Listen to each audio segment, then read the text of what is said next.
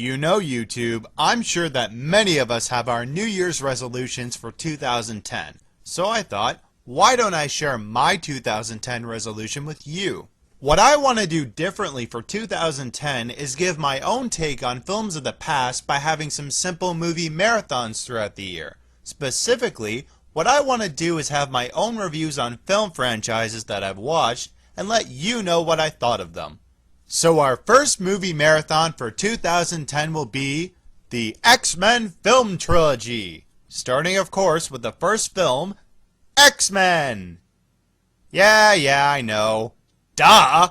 The premise of X-Men is somewhat simple. Across the world, random individuals are diagnosed with mutated abnormalities that give them special powers. There are some mutants who believe that their species and humanity can coexist, like the telepathic Charles Xavier, played by Patrick Stewart. And then there are other mutants that believe that humans will only oppress them, such as the Magneto, played by Sir Ian McKellen. The plot revolves around the mutant X-Men, Cyclops, Storm, and Jean Grey, fighting against Magneto's Brotherhood of Mutants that have gained a particular interest in a loner named Rogue and an even lonerer loner named Wolverine. With this plot comes a lot of interesting characters, with a bunch of them having good personalities and motivations. Hugh Jackman is Wolverine, the big hack and slash and killing machine bad boy, but he's also able to step out of that stereotype. He shows a tender side to a character like Rogue because he can relate to her since neither of them are really sure where they belong in the world or who they really are. You don't get a lot of mushy scenes, you get scenes that you can understand from a guy of his demeanor. Then there's the antagonist Magneto, who is just so intriguing. This is a guy who wholeheartedly believes he's fighting the good fight and not doing any of it for personal gain. He's a man who has seen firsthand what persecution and intolerance can do from people in power, and he doesn't want to see that happen to any mutant. If anything, I'd say he is less dark than most of the guys who work for him. I think one of the things that works so well with Magneto is Sir Ian McKellen's Shakespearean background. His presence is so three-dimensional, and his acting makes him seem so intimidating. You have to remember, this guy looks like he's in his mid-70s, and he still feels like someone who wouldn't hesitate to gut you alive if you got in his way. Then it comes to major characters like Cyclops and Storm, and both of them seem to take a back seat when it comes to focus. Compared to people like Wolverine or Rogue, who I suppose embody the audience's perspective, they don't seem to have as thorough personalities. The film's script and its dialogue is well written, and the pacing of the story goes at a very comfortable speed. Director Bryan Singer also gives the film a tone that feels like it's down to earth, but still exciting. Remember, this was Marvel's first big movie to hit the screen. I love the action and stunts in this movie, and I thought that casting actor/stuntman Ray Park was a superb choice. I don't think you could ever have terrible fight scenes from that guy. Following the action also came some visual effects, but for the most part, they only seemed to be used as a last resort. But when they were good, but they could have been a bit better. One of the best things I like about this movie is its music, which ranges from emotional and suspenseful in scenes and maintains a good balance between it and the actors. Now when you look at the theme of the movie, you see its acceptance, but it only really seems to be half filled by the end of the story. I mean, by the end, the mutants still have a lot of major problems on their hands, and the world doesn't seem to show any sign of improving towards it. So what does the audience have to really learn? This also leads to another problem, which is most of the story arcs being left up in the air. They don't really get resolved, they just fade away when the movie ends. These characters still have issues, but no solutions. Why is that? Overall, X-Men was a good film to fire the pistol for the race of Marvel Comics movie adaptations. It was a film with a good story to start the trilogy off, the characters weren't overcrowded, and the music and action were well executed. My rating is a 7 out of 10. After seeing X-Men, I was ecstatic to know what ideas they had for the sequel, especially since there were so many things from the first film that they hadn't answered or closed. So luckily, its second installment came in to provide us with the next chapter, X2, X-Men United. The premise of X2 continues not long after the first film, and borrows a lot of stuff that it briefly touched on, but that stuff is expanded in the sequel. After a mutant named Nightcrawler is attempted to kill the President of the United States, the X-Men and the Brotherhood uncover a plot that deals with the survival of every mutant, led by the mysterious Colonel William Stryker, who has ties to one particular metal-clawed loose cannon of an X-Men. The great thing about this movie is that it captures the same awesome style as the first film, but it evolves it. It has plenty of good quality action from everybody, awesome performances, and new characters that are still as lifelike as the old ones. The revolving theme around this movie is really about endurance and control. For the mutants, it's not just about enduring against the threat of extinction, but the pressures of their place in society. One scene in the movie deals with Bobby Drake, played by Shawn Ashmore, confronting his family about his abilities. According to online information, Sir Ian McKellen was brought in to help advise this scene as something similar to someone coming out as gay to their family. I thought that this was a very good perspective on how to treat the scene. Obviously, these are two very different things, but they were able to structure it with a more realistic scenario where the family can still have ill feelings and unacceptance to the truth. A lot of the film's new characters are demonstrated as three-dimensional, just like in the first installment. Even as the main antagonist, William Stryker is shown as an ordinary human, but has the capability of seeing every mutant destroyed. He's motivated by fear and a lack of general understanding, which is something very common in human nature when we see something we believe to be dangerous. The movie's script was very well written, with a lot of good twists and turns to keep the audience on its toes. Bryan Singer's direction provided the sequel with an exciting tone and was still able to stay on the middle ground between ordinary people with abilities and not have this superhero team element have it feel ridiculous. There's such a wide range of unique perspective towards the mutant abilities throughout the film, and the actors' performances are awesome in how they develop that. Aaron Stanford as Pyro gave the film someone who loves attention and being powerful, whereas Alan Cumming as Nightcrawler shows someone you'd think would hate his mutation, but actually thinks it's an example of mankind refusing to look past appearances. Magneto is another character who gets better as the film goes along. Throughout the movie, we see him play the sides of hero and villain, but his motivations are still shown as thorough no matter what he does. X2 has plenty of action that tops its predecessor and great visual effects to support it. Its makeup is also very well adapted on characters like Nightcrawler and Mystique, who could have looked totally absurd. I'd say the only real thing I didn't like about the movie was how convenient the story was for Wolverine. I mean, what are the freaking odds that William Stryker, the main antagonist for the movie, also happens to be the same guy who not only gave Wolverine his claws, but knows who he is and the life he's left behind.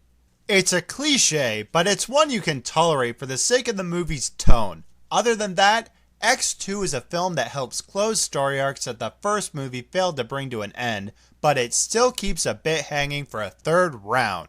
X2 X-Men United is a sequel that utilizes material from the first film and maintains a fantastic story, awesome action, but knows how far to go before it crosses the line of realism. The only flaws that seem to come with it is a tad bit of cliche writing, and being one of those sequels where if you haven't seen the previous one, you'll have way too many questions. My rating? An 8.5 out of 10.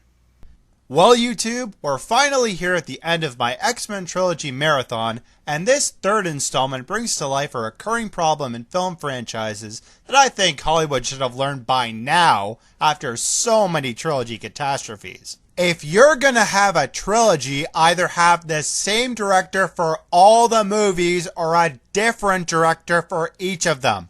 Because X-Men The Last Stand is a prime example of why you shouldn't have a director stick for most of the films and then ditch it before the cameras roll. The previous X-Men films have been directed by Bryan Singer, But before X-Men 3 came out, Singer had a change of heart and took the helm of Superman Returns, and Brett Ratner came in to take his place. And you would think that at least one of those movies would make up for the other's failures. But no. You could almost tell from the start of X-Men The Last Stand that this was gonna be a different movie. Whereas Bryan Singer knew where to take the extraordinary and have it play on the fields of the realistic and the suspenseful, Brett Ratner only seemed to dumb it down. Most of the scenes we got were conversations with dry dialogue, the action taking place in very surreal settings, and involved way too many characters to keep track of. The other thing is, for a comic book movie adaptation, Brett Ratner seemed to pass up the opportunity to adapt source material that could have made the movie more interesting. Here's a good example for you. In the comics, the character of Juggernaut isn't just some superpowered strongman, he's Professor X's stepbrother. But here, he's just a superpowered strongman.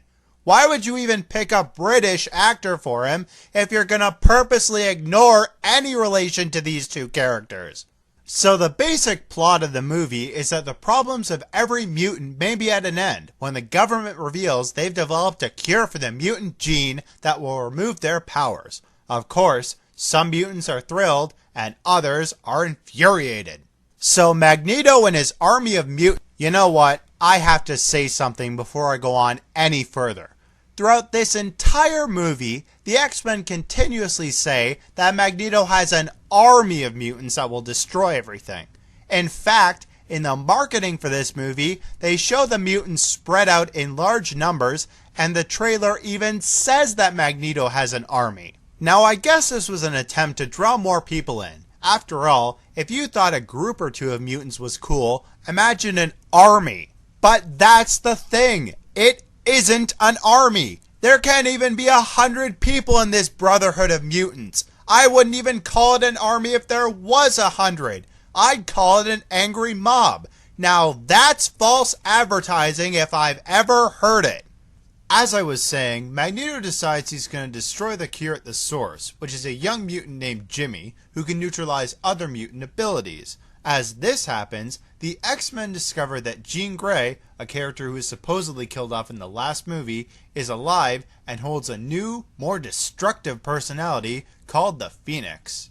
Now, I know the whole Phoenix saga from the comics was bound to happen in this trilogy, but it doesn't fit into the whole Cure story at all. It's a good story for Jean's character, but it's like the writers couldn't settle between the two plots, so they squished them together and didn't realize they wouldn't work as one.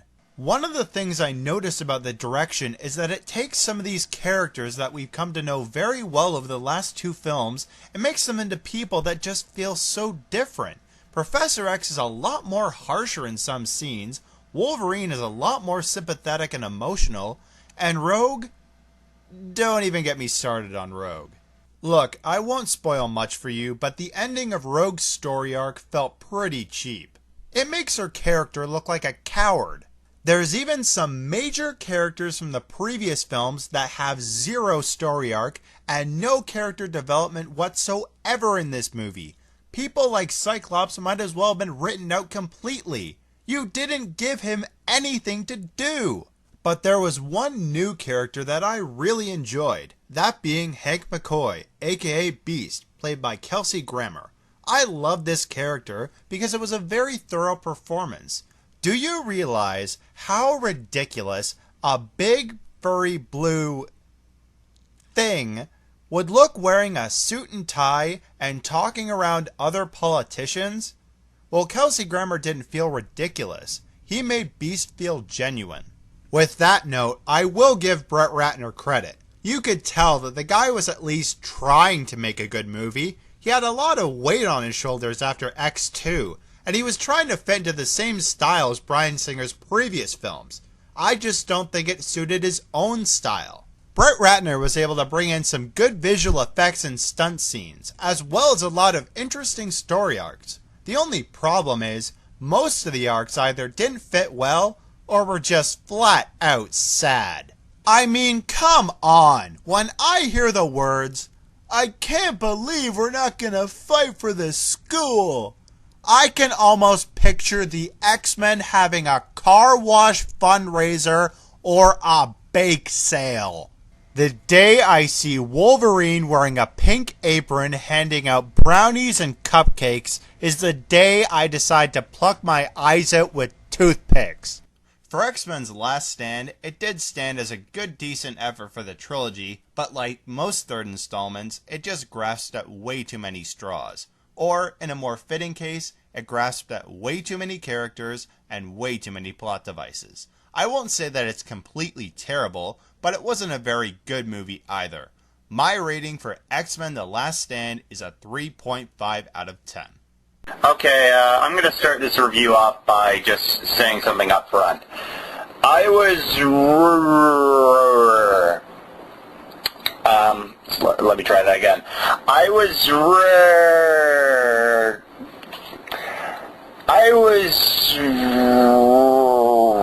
wrong. I'll admit that. I was wrong about X-Men First Class. And, yeah, I'm just going to say that. The minute I saw that they were putting this together, I was like, this is going to fail. And hold on. I'm not just going to say, okay, I admit that I'm wrong, but don't tell me, and I'm saying this straight to you guys, don't tell me that 50% of the people listening to this right now didn't say the same thing. I may be pulling myself down, but I'm taking you with me, because you, at least half the people listening to this, probably thought this was going to suck. There was a lot of divided people on Wolverine X-Men Origins, on whether it was at least decent or sucked. X-Men 3, lots of people hated that. You can't deny it.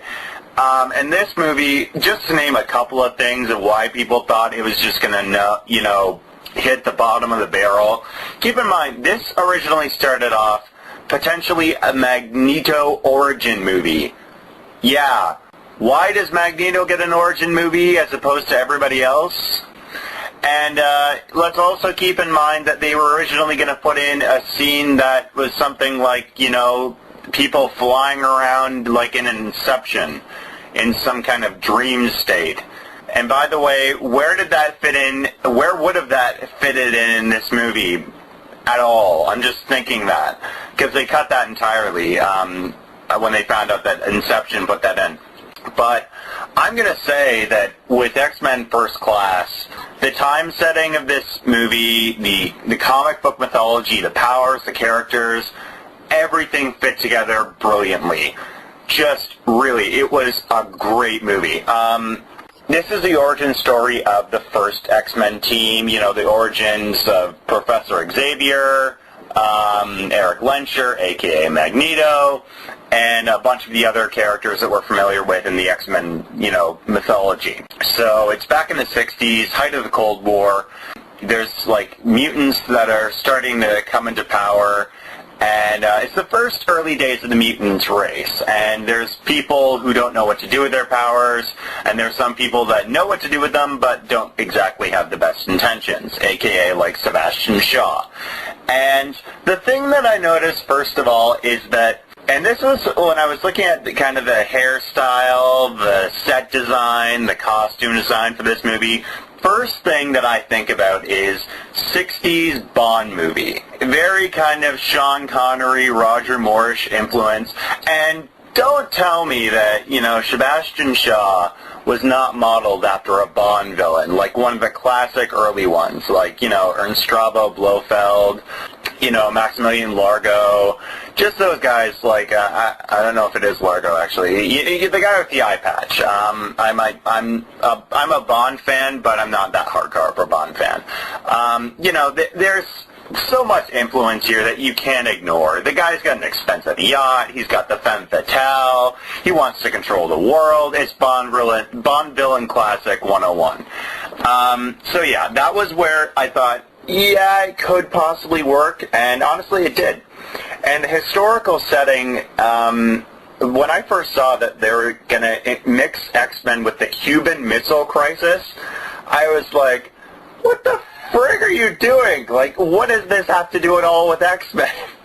I was like, you might as well put them in the middle of the Vietnam War. You might as well put them in the middle of frickin' Woodstock. It's got nothing to do with it. But when you see the whole picture, the whole scope of everything, it honestly does add up. It does make sense. It fits the story, and it fits the direction that they're taking. And going to some of the characters, I'm going to name, I mentioned Sebastian Shaw, but there's 3 characters that I really want to talk about. First of all, James McAvoy. When I first heard that they were pulling James McAvoy to do Charles Xavier, I was nervous. In fact, I was nervous with a lot of these people in just their roles. Not that I'm a hardcore X-Men, but I know enough to say, that guy's going to be Charles Xavier. That guy's going to be Magneto. With James McAvoy, though, he really was a good take on the early days of Charles, because he embodies his philosophies, and he doesn't make them sound like he's just pulling them out of his rear. He makes it sound like he can sell this pitch, that he can, believe what he's saying. And at the same time, he gives them a more fun side. I never thought, there's a scene where Charles Xavier is chugging a lager in an English pub after he graduates from Oxford University. Never in my days did I ever think Charles Xavier would do that, but you know what? He had to have fun when he was a kid. And Michael Fassbender as Magneto, or Eric Lencher, I really liked him, yeah. This was a really interesting take in the character of Magneto in his origin stage. Yeah, I could hear his Irish accent here and there poking through, but I like the way he took the role, because he's very understandable, and his anger, it's not, well, I guess it's justifiable. The actions aren't justifiable, but by the end, yeah, it's a great journey that you see the character go on, and he pulls it off with class in the end. And that was the best part, because you want Magneto. Magneto is a class villain. He's somebody who wears the armor and doesn't look like an idiot. And let's not forget, his future actor is Ian McKellen. You gotta have some class when you're trying to be pre-Ian McKellen. And the other thing is Mystique. Jennifer Lawrence, I have never seen this girl before. I've been meaning to see, I believe it's Winter's Bone. I've been meaning to see that, but I've heard a lot of great stuff about her, and she's gotten a lot of attention over the last year. And honestly, it shows here why she's able to get that much attention, because we got a shade to Mystique that we've never really seen before. A really interesting character development here, because Mystique is really, she doesn't talk much in the other movies. She's mostly just the naked blue chick. And here she's got some, she's got a personality. She's got a lot more lines. And she's got a lot of connection with these other characters, like Hank McCoy, Xavier, and Magneto. And, it's just a lot of interesting stuff that they do with her. And I was so glad that they decided to use her in the way that they did. And there's a lot of things here that, with a lot of these characters, just showing the beginning of the mutant race. Characters from the comics, lots, and I mean lots of great tidbits, with just characters from the X-Men, cameos that I did not expect to see. And the thing is, when I was watching this, I was like, okay, they're going to go, the route that Marvel's going with right now with Avengers. They're going to just do tidbits and cameos up the wazoo, like the Avengers hype. But honestly, that was the thing that I liked about I believe it's Matthew Vaughn, who's the director. I know it's the same director as Kick-Ass. And I saw Kick-Ass not too long ago before I saw this. And I was impressed with the way that this guy handled the direction of that, and with this. Because this guy has so much that he brings to the table, and it's so great in the delivery, because he puts so much into the movie that just is so multi-layered, and you get so much out of it at the same time. And the guy knows when to say, okay, we're going too far. He doesn't go overboard with a lot of the comic book movies these days do. He adapts the necessary stuff, however big or small. I'll say that. And that's the thing I liked about it, because they explore the mutant powers in pretty good detail. You see things that, okay, if you're thinking of telekinesis or magnetokinesis, whatever Magneto's official power name is, you know, they thought this stuff out. Like, it's very clear that they didn't just say, okay, what's the first thing that comes to mind when you think of some guy who can move metal with his mind? What's the first thing that comes to mind when you think of a character that can shapeshift? You know, with all these guys, they actually probably thought this stuff out in good detail, and it shows in the script that they weren't just grabbing the characters, writing the stuff down as soon as they thought of it. They thought it out, and that's what I like about a good script. You can tell that these guys thought it out. And there's just so much great action and music here. Great musical score that I think just really pulled the film together. And the other thing is, this is what I saw as an inevitable flaw. I'll say it like that. I knew that some of the continuity was not going to add up the moment I saw what this movie was going to be about. Just odd stuff, like most of it's, I guess, X-Men 3's opening scene where you see Charles and Magneto together when they go meet Jean Grey.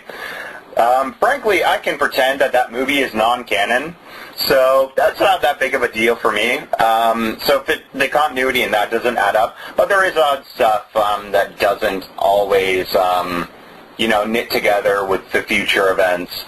But that's kind of inevitable with the prequel. Frankly, you get that a bit with Star Wars. You get that a bit with just odd stuff. Like even small prequels, like you could say The Scorpion King with The Mummy Returns. So not all of it's added up, but you know, the beliefs of these characters, they are justified. And I think that's the key thing here. You see why these characters are the people that they become. And it's not just, I don't know how to say it. It's not like they just figured out the most convenient way. They thought out how these characters were going to become the people that we know and love, the characters from the comics. They thought it out of how to make the stepping stones properly for them. And that's what I loved. And they didn't make them feel full out, you know, evil or good. That's the key thing with the X-Men franchise, because you don't want to have to make them feel like it's black and white. There are shades of gray here, and that's the important thing. You don't walk off at the end of this movie thinking, you know, Magneto's just gone evil, or you know, everybody's like just ended up a hero in the end. That's the key thing here that I think this movie successfully walked away with. They gave these characters good send-offs and clues to what they become. And that is what I loved here. The X-Men franchise is alive and well as far as I'm concerned. Yeah, like I said at the beginning, Wolverine, you can get a divided fan base. You get most of it's people that hated it, or it's people that at least kind of liked it. I kind of liked it. X-Men 3, yeah, let's pretend that didn't exist. But yeah, I thought that this was a good movie, and I'm going to walk away giving it a 4 out of 5. I think that's a decent rating.